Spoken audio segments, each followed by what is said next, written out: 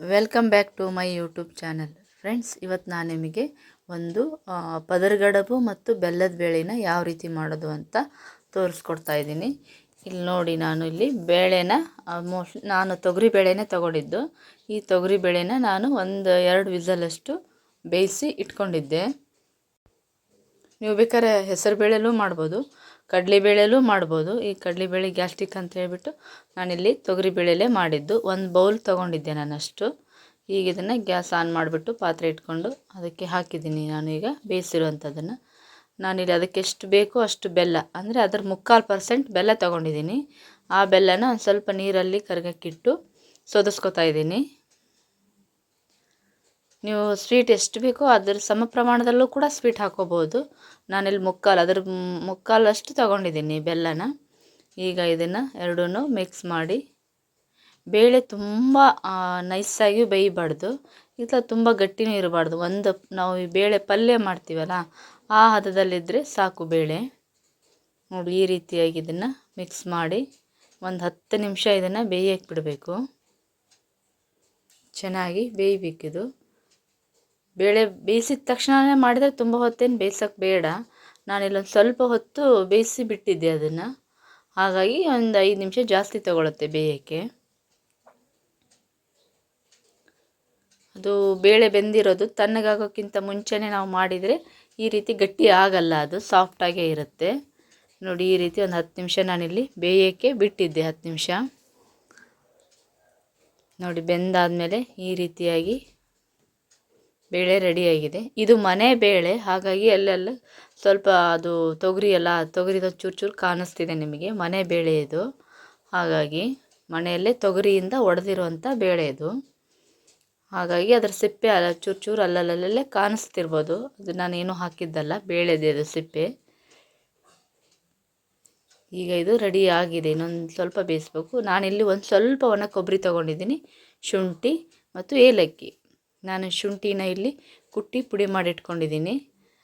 ನಾನು ಒಂದು ಅರ್ಧ ಕಾಯಿ ತುರಿ ಇಟ್ಕೊಂಡಿದ್ದೆ ಒಣ ಕೊಬ್ಬರಿನ, ಹಾಗೆ ಶುಂಠಿ ಏಲಕ್ಕಿನ ಹಾಕಿದ್ದೀನಿ. ನೀವು ಬೇಕಾದ್ರೆ ಗಸಗಸೆ ಇದ್ದರೂ ಕೂಡ ಇದಕ್ಕೆ ಆ್ಯಡ್ ಮಾಡ್ಕೋಬೋದು, ಗಸಗಸೆನ, ಅದು ಕೂಡ ಚೆನ್ನಾಗಿ ಬರುತ್ತೆ. ನೀವು ಬೇಕಾದರೆ ಇಲ್ಲಿ ದ್ರಾಕ್ಷಿ ಗೋಡಂಬಿನೂ ಕೂಡ ಹಾಕೋಬೋದು.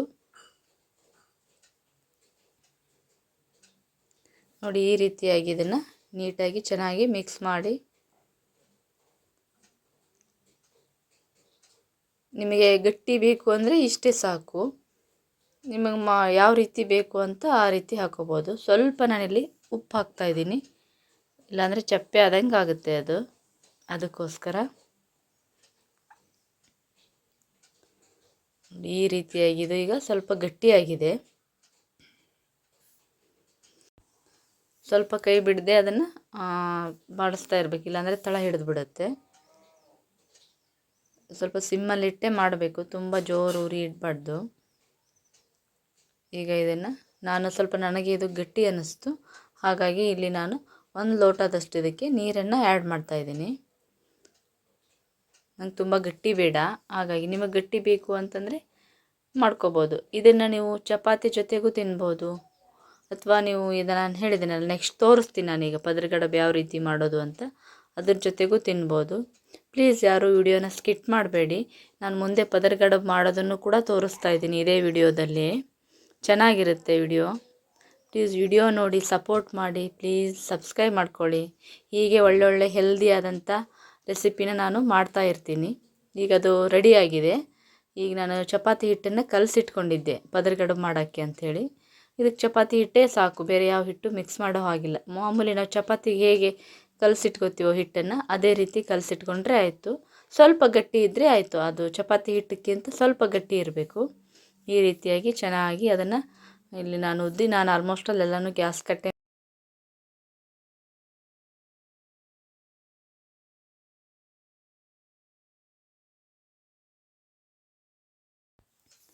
ಈ ರೀತಿಯಾಗಿ ಉಂಡೆ ಮಾಡಿ ಕಟ್ ಮಾಡಿ ಇಟ್ಕೊಂಡ್ರೆ ನಮಗೆ ಒಂದೇ ಸಲ ಮಾಡಿಟ್ಕೊಂಡ್ರೆ ಈಸಿ ಆಗುತ್ತೆ ಮಾಡೋಕ್ಕೆ, ಬೇಗ ಅಂತ ಹೇಳ್ಬಿಟ್ಟು ಈ ರೀತಿಯಾಗಿ ಮಾಡಿಟ್ಕೋತಾ ಇದ್ದೀನಿ. ಇದು ತುಂಬಾ ಚೆನ್ನಾಗಿರುತ್ತೆ, ತುಂಬ ಹೆಲ್ದಿ ಆದಂಥದ್ದು.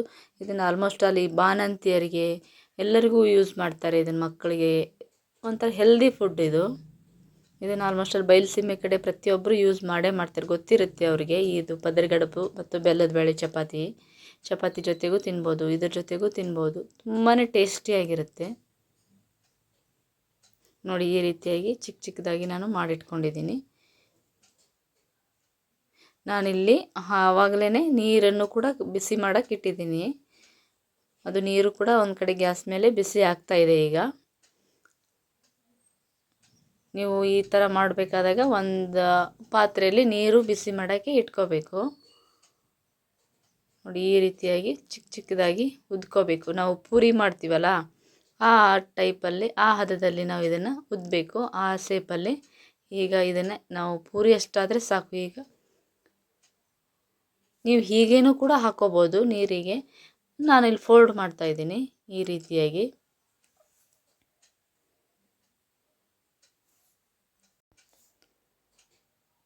ನಾನು ಒಂದೇ ಸಲ ಇಷ್ಟನ್ನು ಮಾಡಿ ಇಟ್ಕೊತಾ ಇದ್ದೀನಿ ಅಷ್ಟೇ. ನಾನು ಅದು ಉಂಡೆನೆಲ್ಲ ಮಾಡಿದ್ದೀನಲ್ಲ, ಅದನ್ನೆಲ್ಲ ನಾನೀಗ ಒಂದೇ ಸಲ ಮಾಡಿಟ್ಕೊಂಡ್ರೆ ಸ್ವಲ್ಪ ದೊಡ್ಡ ಪಾತ್ರೆಯಲ್ಲಿ ನೀರು ಬೇಯಕ್ಕಿಟ್ರೆ ಹಾಕೋಕ್ಕೆ ಈಸಿ ಆಗುತ್ತೆ ಒಟ್ಟಿಗೆ. ನೀವು ಬೇಕಂದರೆ ಹವೆದಲ್ಲೂ ಬೇಯಿಸ್ಬೋದು, ಬಟ್ ಹವೆದಲ್ಲಿ ಬೇಯಿಸಿದರೆ ಅಷ್ಟು ಟೇಸ್ಟ್ ಬರಲ್ಲ. ನಮ್ಮ ಕಡೆ ಎಲ್ಲ ಹವೆದಲ್ಲಿ ಬೇಯಿಸಲ್ಲ. ಇದೇ ರೀತಿ ಡೈರೆಕ್ಟು ನೀರಿಗೆ ಹಾಕಿನೇ ಬೇಯಿಸೋದು.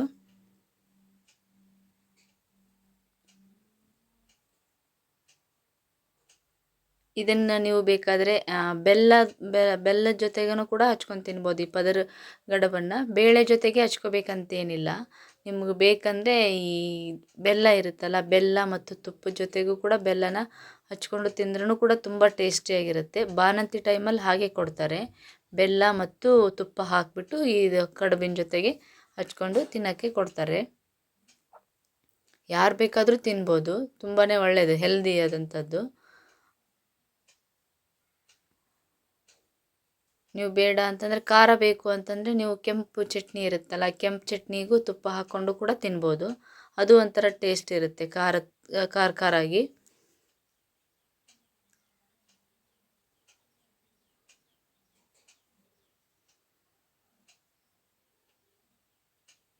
ನಾನೀಗ ಇದನ್ನು ಮಾಡಿಟ್ಕೊಂಡಿದ್ದೀನಿ. ಈಗ ಇಷ್ಟನ್ನು ಒಂದು ತಟ್ಟೆಗೆ ಹಾಕ್ಕೊಂಡು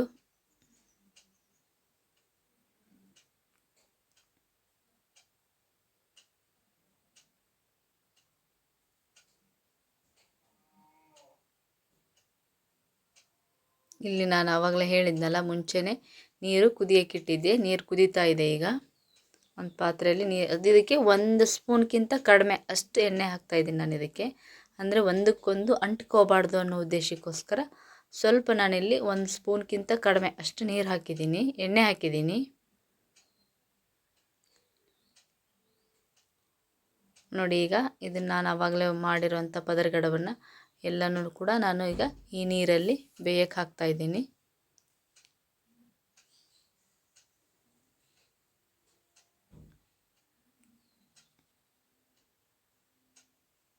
ನಾವು ಸುಮಾರು ಮಾಡಿಟ್ಕೊಂಡ್ಬಿಟ್ರೆ ದೊಡ್ಡ ಪಾತ್ರೆಯಲ್ಲಿದ್ದರೆ ಒಂದೇ ಸಲ ಮನೆಗೆಲ್ಲರಿಗೆ ಆಗುವಷ್ಟು ಒಂದೇ ಸಲನೂ ಕೂಡ ಮಾಡ್ಕೋಬಹುದು.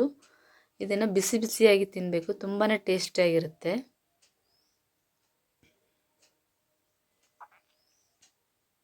ಮಿನಿಮಮ್ ಒಂದು 5 ನಿಮಿಷನಾದರೂ ಇದನ್ನು ಬೇಯೋಕ್ಕೆ ಬಿಡಬೇಕು. ಸಿಮ್ಮಲ್ಲಿಟ್ಟರೆ ಒಂದು 5 ನಿಮಿಷ ಬೇಕು, ಫಾಸ್ಟಾಗಿಟ್ಟರೆ ಒಂದು 3-4 ನಿಮಿಷ ಸಾಕು ಇದಕ್ಕೆ. ನಾನಿಲ್ಲಿ ಮೀಡಿಯಮ್ ಉರಿ ಇಟ್ಬಿಟ್ಟು ಒಂದು 5 ನಿಮಿಷ ಬೇಯಿಸ್ತಾ ಇದ್ದೀನಿ. ಇದನ್ನು ಗೊತ್ತಾಗುತ್ತೆ, ಅದು ಮೇಲ್ಗಡೆ ಬಂದುಬಿಡುತ್ತೆ. ನಾವು ಹಾಕಿದ ಫಸ್ಟ್ ಕೆಳಗಿರುತ್ತೆ, ಈಗ ಬೆಂದಾದ್ಮೇಲೆ ಫುಲ್ ಮೇಲ್ಗಡೆ ಈ ಥರ ತೇಲಾಡುತ್ತೆ ಅಂತೀವಲ್ಲ, ಆ ರೀತಿ ತೇಲಾಡೋಕ್ಕೆ ಶುರು ಆಗುತ್ತೆ. ಅದು ಆವಾಗ ಅದು ನಮಗೆ ಆಗಿದೆ ಅಂತ ಗೊತ್ತಾಗುತ್ತೆ. ಮತ್ತು ನೀವು ಪಾತ್ರೆ ಏನಾದರೂ ಹಿಡಿದ್ರೆ ಜಾರುತ್ತೆ, ಅದು ಹಿಡಿದ ತಕ್ಷಣ ಕೈಯಲ್ಲಿ ಜಾರು ಬಿಡುತ್ತೆ, ಆವಾಗ ಅದು ಫುಲ್ ರೆಡಿ ಆಗಿದೆ ಅಂತ ಅರ್ಥ, ನೀರಿಂದ ಬೆಂದಿದೆ ಅಂತ. ನೋಡಿ, ಈ ರೀತಿಯಾಗಿ ಅದು ನಾನು ತೆಗಿಯೋಕ್ಕೆ ಹೋದ್ರೂ ಸಿಗಲ್ಲ ಅದು ಕೈಗೆ, ಆ ರೀತಿ ಜಾರ್ಕೊಳ್ಳುತ್ತೆ.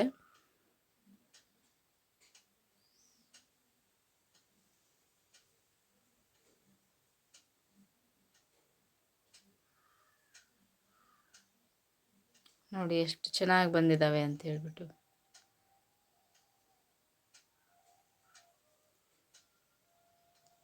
ಇನ್ನೂ ಯಾರೆಲ್ಲ ನನ್ನ ಚಾನಲ್ನ ಸಬ್ಸ್ಕ್ರೈಬ್ ಮಾಡ್ಕೊಂಡಿಲ್ಲೋ ಪ್ಲೀಸ್ ಸಬ್ಸ್ಕ್ರೈಬ್ ಮಾಡ್ಕೊಂಡು ನೋಡಿ.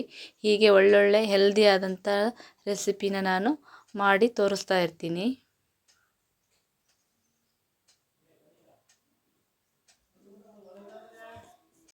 ಓಕೆ ಫ್ರೆಂಡ್ಸ್, ಹಾಗಾದರೆ ನೋಡಿ ಪದರ್ಗಡುಬು ರೆಡಿಯಾಗಿದೆ.